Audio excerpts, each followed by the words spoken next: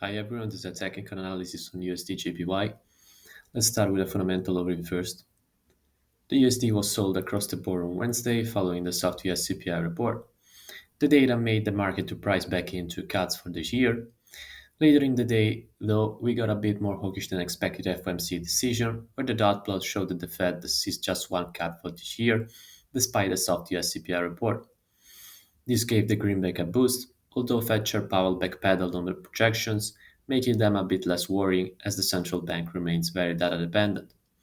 Moreover, the US dollar found further support yesterday as the market went into risk off mode for unclear reasons. The JPY continues to lose ground against the major currencies amid the general pickup in global growth and overall positive risk sentiment, even if we get bouts of risk off here and there. It looks like there is nothing at the moment that can support the yen except weaker US growth data. Moreover, the BOJ today disappointed the markets once again, leaving bond purchases unchanged despite expectations of a reduction. This was reversed in the press conference as BOJ Governor Weda said that they will begin tapering bond purchases immediately after the July meeting, and the size of the tapering will be substantial. Now, on the daily chart, we can see that USD/JPY continues to drift higher as the pickup in global growth and the positive risk sentiment continue to weigh on the yen. The buyers are still targeting this intervention level at 160, and it's hard to see a turnaround in the bullish trend without weaker growth data from the US. The sellers will need the price to break below this trend line to gain more conviction and start looking for new lows, with the 151.85 level as the first target. On the 4-hour chart, we can see that the price is trading inside this rising channel and got rejected from this top trend line where we had also the key 158 handle for confluence.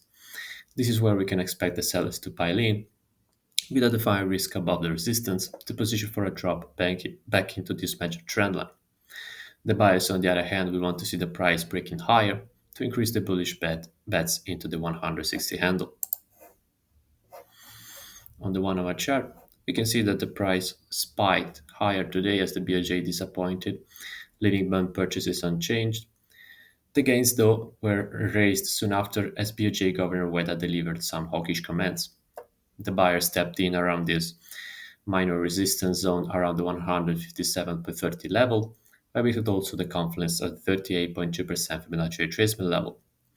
If the price falls below this zone, we can expect the buyers to lean on this lower bound of the channel, where they will also find the 61.8% Fibonacci retracement level.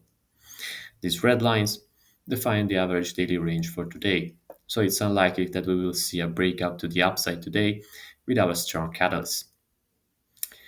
Today, we conclude the week with the University of Michigan Consumer Sentiment Survey, where the data is expected to show an increase to 72 versus 69.1 prior.